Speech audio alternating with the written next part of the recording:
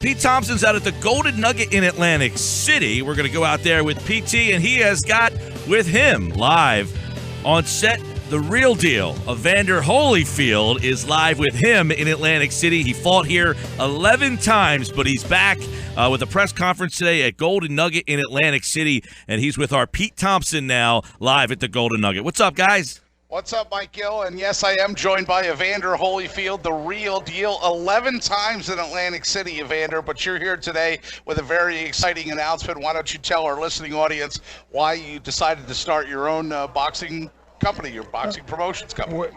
Actually, to bring boxing back, I truly believe that if the people who have fought don't come back and show the young people how to do it, then how would they know how to do it? And so, competitive boxing is what people want to see. They want to see champion fight champion. And you don't become a Mike Tyson or myself or Lennox Lewis or Riddick Bowe without fight. You have to fight the best to be the best.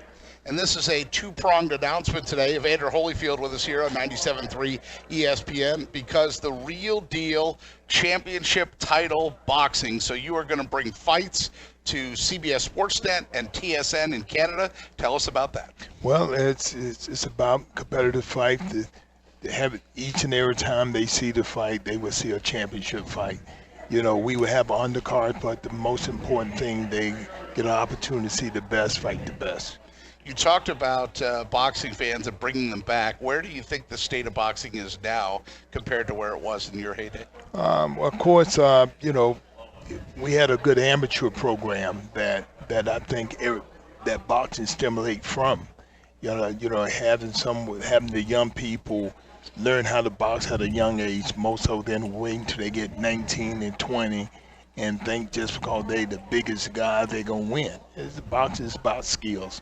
And so hopefully what we would do, put a lot of action fights and being able to see it on free television, that get a young people opportunity to see the boxing. I remember when, as that kid, seeing boxing on free television, which allowed me to know that I want to get on TV. And to be on TV, you had to be the very best, and I got that opportunity. Do you think the pay-per-view and all that has sort of detracted from the sport then because it's just not available for people to flick on? Well, yeah, pretty much it is because, when you don't see what's coming up next, the amateur kids, in 76, you had Sugar Ray Leonard, everybody, the Spinks brothers, and, of course, 84 Olympics, you had a slew of us. It's because 9 gold medal, 1 silver, 1 bronze, and we all did well. So people know what they was getting, they were going to see, and they know what's coming up. I think for the past 16 years, don't nobody know none of the Olympians. Like that is very rarely they know 1 or 2 of them. Now, by our count, we think we have you fighting in Atlantic City 11 times if the records are accurate. And we think your second career fight was inside the Broadway by the Bay Theater, which was inside Harrah's, against Eric Winbush. Do you have memories of that fight or memories overall of boxing in Atlantic City? Of course. I remember that's opened up on when the Super Bowl. And, I had the ABC contract and I getting this opportunity to fight this guy who just knocked out Saad Muhammad. And, and so, he was crafty. He was a little older, but he was very crafty, and it went to 4-6 round. MMA gives away some of the matches for free before they go into a pay-per-view sort of venue. Is that the model that you're following, or do you want to make it all free? Well, I think that you have to give the people something and show them what they're going to see and what give people expectation what's coming. And, ain't nobody just going to think that you're a good fighter. And you got to have great promotion. You got to have some people like Howard Cosell who let the people know that these people could be doing something bad, but these people doing something great. This is how the young people come up and give the sponsor a good idea that these people just need some help, because if it wasn't by help, I never would have got in the game of boxing. Boxing gave me an opportunity to be the person who I am. Why do you think boxing has faded away here in Atlantic City? I truly believe that when you don't have a good amateur program and you don't get an opportunity to see what's coming up, and I think sometimes people think, why we see somebody who just a fighter, but when they learn that they come up as a kid, they had goals and they didn't quit. And usually the downtrodden people are the people who the ones who fight. And I'm telling you, you think about beforehand when people, the minorities are the people who fight. And these are the people who feel that this is the only way I could make it. Then it passes on, it became the Mexicans, and they start winning everything. And then all of a sudden it seemed like the TV kind of went out, and it wasn't showing no more amateur fighting. So when you're not showing boxing to the young people, then the people who downtrodden don't have nothing to strive to be.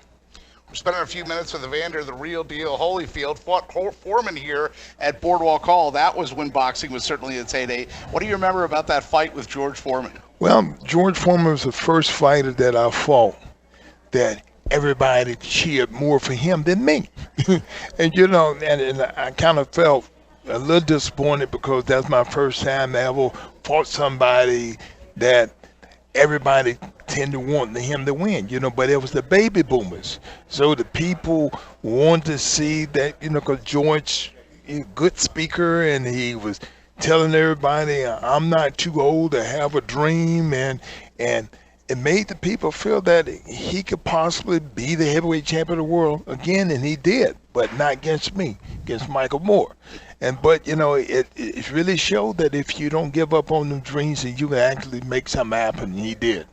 Evander, the real deal Holyfield. The promotions company is going to be called Holyfield Real Deal, and the TV series and all the fights there will be Real Deal Championship Title Boxing. You can find that on CBS Sports Network or TSN in Canada. Plus, you can follow Evander on Twitter at Holyfield. All kinds of stuff right there. He makes that announcement today here at the Golden Nugget inside the Golden Nugget in Atlantic City as he comes back to one of boxing's birthplaces. Sir, we really appreciate the time and really appreciate having you on the air. Thank you. Thank you so much. That's Evander, the real deal Holyfield, Mike Gill, as we're here at Golden Nugget inside the Golden Nugget in Atlantic City. And yes, boxing returning to AC, if you will, with the real deal as he launches his boxing promotions company.